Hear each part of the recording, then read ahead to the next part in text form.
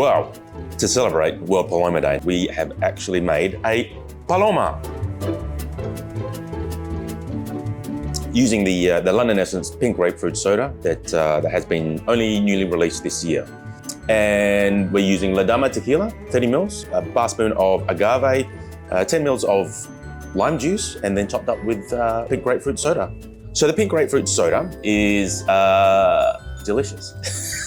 Yes, so it's newly launched for London Essence. It uses pink grapefruit and then also has a distillation of mackerate lime leaf. Within that, also, there's a little bit of sage and a touch of Buddha's hand fruit as well, which we get from Southeast Asia.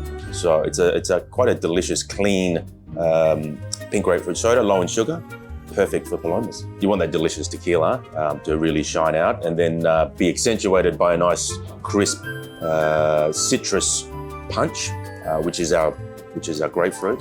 The option is to have salt rim, yes or no, depending on what you like, depending on how lazy you are as a bartender.